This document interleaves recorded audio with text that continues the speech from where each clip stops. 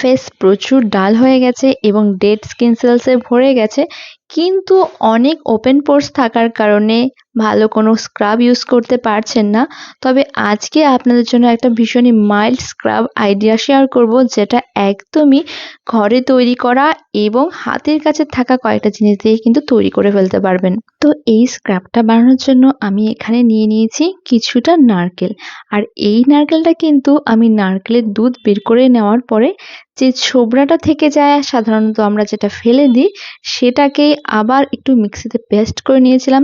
একটু মিহি করেই পেস্ট করেছিলাম এবং তার সাথে অ্যাড করেছিলাম ১ চামচ বেসন এবং সাথে কিছুটা কাঁচা দুধ। তবে আপনারা চাইলে নারকেলের ছোবা না ইউজ করে একদম ফ্রেশ নারকেলটাকেও কিন্তু ইউজ করতে পারেন। কিন্তু নারকেলের দুধ নিয়ে নেওয়ার পরে যে নারকেলের ছোবাটা বেরোয় সেটা আমার না ফেলে দিতে ভীষণ গায়ে লাগতো এবং আমি সবসময় ভাবতাম এটাকে আর কিভাবে ইউটিলাইজ করা যায়।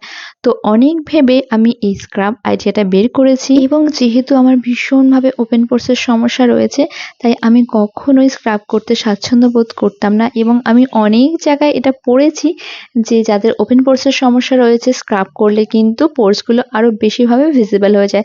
তাই আমি সবসময় একটা কোনো মাইল্ড স্ক্রাব সার্চ করেছিলাম, কিন্তু আমি সেরকম কিছুই পাইনি। তো অনেক ভেবেচিন্তে আমি এটাকে একটু ইউজ করার চেষ্টা করলাম এবং আপনারা তো সবাই জানেন যে নারকেল আমাদের স্কিনটাকে ব্রাইটনিং করতে সাহায্য করে এবং আমাদের স্কিনের যে ডালনেস থাকে সেটাকেও একদম দূর করে দেয়। আর যাদের স্কিনটা ভীষণভাবে ড্রাই তাদের জন্য তো এই স্ক্রাবটা একদমই ম্যাজিকের মতো কাজ করবে।